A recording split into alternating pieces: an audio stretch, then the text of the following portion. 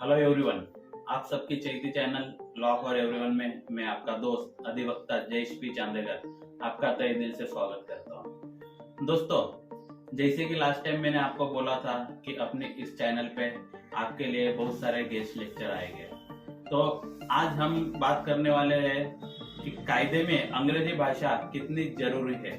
इस टॉपिक पे हम आज बात करने वाले हैं। तो इस टॉपिक पे बात करने के लिए हमने स्पेशली इनवाइट किया है मिस्टर संदीप चौधरी सर को। संदीप चौधरी सर के बारे में थोड़ा बताओ तो संदीप चौधरी सर पिछले 15 सालों से श्री शिवाजी हाई स्कूल व कनिष्ठ महाविद्यालय में अंग्रेजी बच्चों को टीचिंग करते हैं। उन्होंने लास्टली उनका एक बुक पब्लिश किया था 10वीं और 12वीं के बच्चों के लिए सारथी अपना जीवनाचा, ये बुक पब्लिश किया था। साथ ही में वो उनकी YouTube channel easy English by Sandeep Chaudhary sir, ये इंग्लिश चैनल के माध्यम से वो बच्चों को गाइडेंस करते हैं। प्लस अभी रिसेंटली उन्होंने उनका LLB पास आउट किया। वैसे ही लास्ट टाइम उन्होंने 1 रुपए में अंग्रेजी सीखो, ये एक बहुत बड़ा सेमिनार लिया। उसमें हजारों लोगों ने उस सेमिनार का फायदा लिया है। और स्पेशली कि भाई अंग्रेजी भाषा कायदे क्षेत्र में क्यों और कितनी इम्पोर्टेंट है, अंग्रेजी भाषा को कायदे में कितनी वैल्यू है, या किस माध्यम से कायदे में अंग्रेजी भाषा को स्कोप दिया गया है, इसकी सारी जानकारी हम आज अपने गेस्ट संदीप चौधरी सर इनके माध्यम से हम जानेंगे। उसके पहले मैं आपको एक रिक्वेस्ट करता हूँ कि अगर आपने अब तक इस law for everyone YouTube channel को लाइक और सब्सक्राइब नहीं किया होगा तो प्लीज लाइक और सब्सक्राइब कीजिए। आप एक कायदे के अभ्यासक हो, तो कायदा क्षेत्र में अंग्रेजी भाषा कितनी जरूरी है?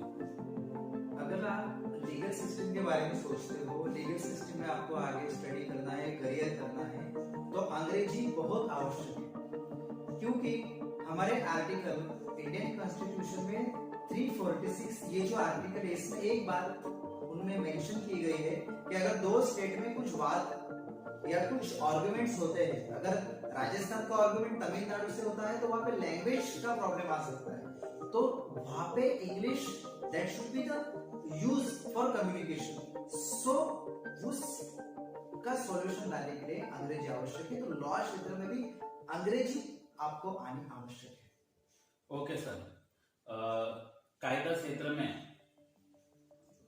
कायदे की पढ़ाई करते हुए आपको अंग्रेजी का क्या और कितना हेल्प हुआ है?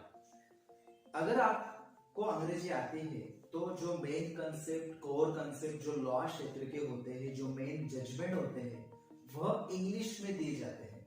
अगर आपकी इंग्लिश अच्छी है तो आप मेन जजमेंट को आप अपने सिरे से उसे ट्रांसलेट कर सकते हो। तो अंग्रेजी अगर आती है तो आप लॉ का डीप स्टडी कर सकते हो। तो मेरी राय है आप अंग्रेजी पे मास्टरी हासिल कीजिए। ओके सर, आपके व्यक्तिगत जीवन में आपको कायदा कितना काम में आया हुआ है? मेरे मित्र, मेरे शिष्य जयेश जी हमेशा एक बात कहते हैं कि सर जी, कायदे में रहोगे तो फायदे में रहेंगे। तो कायदा हर जगह है। तो मुझे आपसे गुजारिश है कि हर सुबह से रात को सोने तक हर जगह कायदा है। तो कायदा को फॉलो कीजिए और हमारे जीवन में आप शांति से अपना जीवन व्यतीत कर सकते हैं।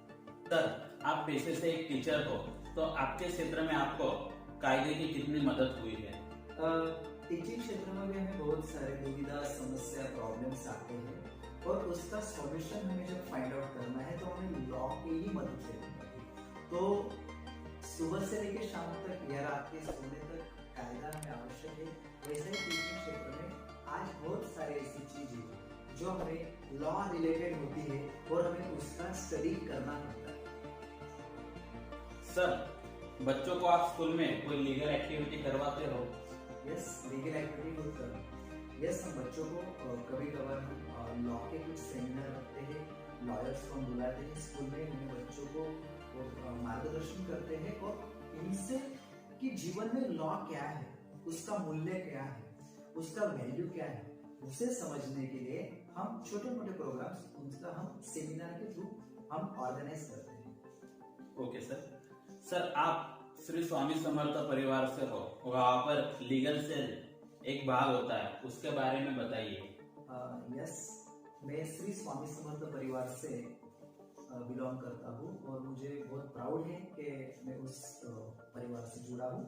उस परिवार में एक सबसे बढ़िया चीज है कि मानव सेवा, human service is the real worship of God. इसके तहत अखिल भारतीय गुरुपीठ के पीठाधीश आदरणीय परम पूज्य गुरु महावीर जी, उनके मार्गदर्शन द्वारा 18 विभाग के अंतर्गत कायदेशीर विभाग, लॉ रिलेटेड कुछ जो एक्टिविटी होती है उसमें उस चीज का जिक्र किया है। तो हम एडमिनिस्ट्रेशन हो या कुछ सेवकारियों को कुछ समस्या हो तो वहां लॉ की आवश्यकता है, इसलिए स्पेशली वो एक सेल, लॉ सेल, उसके माध्यम से हम सेवकरी हो या आम आदमी हो उन्हें हम मार्गदर्शन करते हैं और जीवन जीने की सही सलाह, सही तरीका हम यहाँ सेवा मार्ग से हम बताते हैं। जी सर। सर, आप एक टीचर हो तो आपको बच्चों से संबंधित कायदे की जानकारी कितनी है? एक्चुअली हम बच्चों को जब पढ़ाते हैं फंडामेंटल राइट्स, मूलभूत अधिकार, मूलभूत हक, तो उसमें जो चीजें हैं हम बच्चों को सिविक्स में, नागरिक शास्त्र में पढ़ाते हैं कि आपको किस तरह से जीवन जीना चाहिए। अगर आपको रोड क्रॉस करना है वहां भी कायदा है, आपको चलना है तो लेफ्ट या राइट, तो वहां भी एक लॉ है। तो लॉ बच्चों के जीवन में हो, स्कूल या कक्षा में हो या बुक्स में हो, बच्चों को पढ़ाया जाता है और बच्चे उसे फॉलो करते हैं। सर, लोगों को अंग्रेजी भाषा सीखने के लिए आप क्या कहना चाहोगे, खास करके कायदे की पढ़ाई करने वाले छात्रों को? मैं सबसे निवेदन करना चाहता हूँ कि अगर आपको लॉ में मास्टरी हासिल करनी है, बी प्रैक्टिकली, थ्योरेटिकली नहीं, अगर आपको कुछ जजमेंट समझना है तो मेरे हिसाब से as far as my knowledge is concerned, article 348 उसमें एक चीज कही गई है कॉन्स्टिट्यूशन में कि जो जजमेंट आते हैं सुप्रीम कोर्ट से वो इंग्लिश लैंग्वेज में ही आते हैं। तो वो जजमेंट अगर आपको समझना है तो लैंग्वेज आपको आनी चाहिए, और उसके साथ साथ अगर आपको इंग्लिश आती है तो कुछ मेन कंसेप्ट जो फ्रेंच लैंग्वेज में से हमने उठाए, जैसा बेल है, मॉर्गेज है, ये सब चीजें फ्रेंच लैंग्वेज में से एक कंसेप्ट लॉ के क्षेत्र में आएंगे, लॉ के स्टडीज में। तो अगर आपको इंग्लिश आती है तो आप लॉ में अच्छी तरीके से मार्क्स हासिल कर सकते हो और सबसे बढ़िया प्रैक्टिकली ज्ञान आप हासिल कर सकते हो। Okay sir.